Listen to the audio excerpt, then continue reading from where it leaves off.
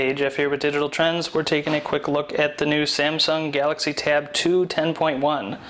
If that sounds like a really ridiculous naming scheme, we agree.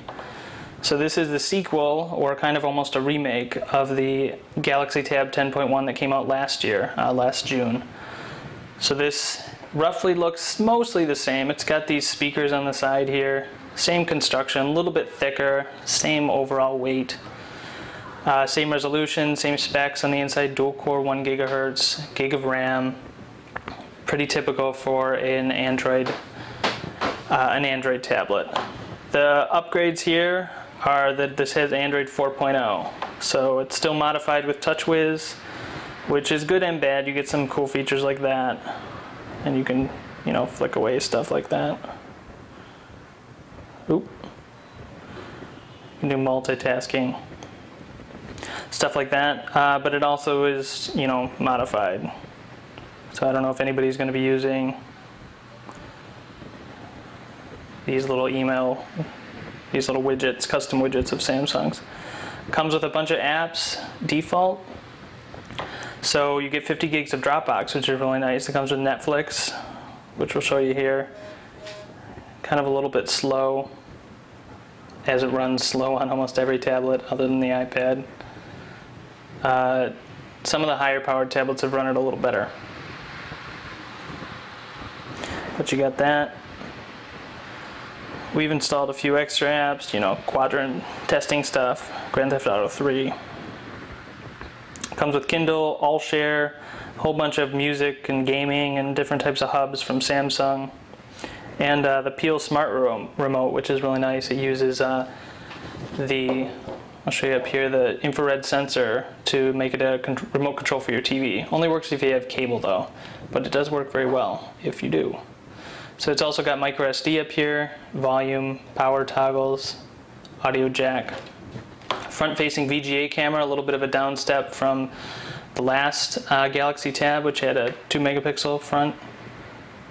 And a proprietary charging port. This kind of sucks. There's no USB or HDMI. If you want that functionality, you're going to have to pay for a dongle. Samsung has gone the Apple route with that.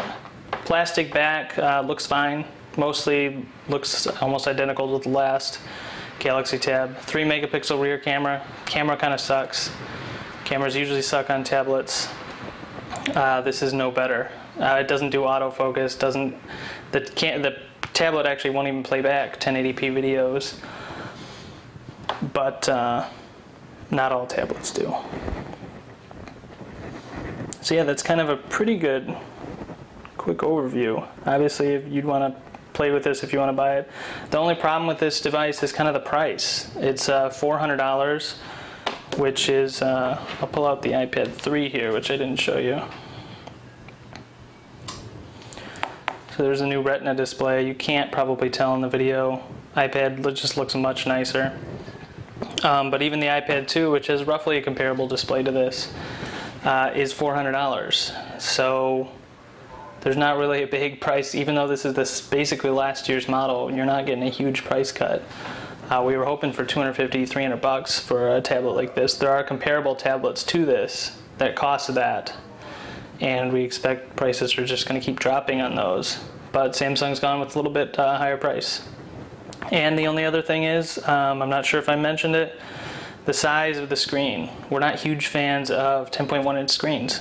It works with the iPad due to the aspect ratio. It has a 3:4 aspect ratio, kind of like an old TV or an old computer monitor.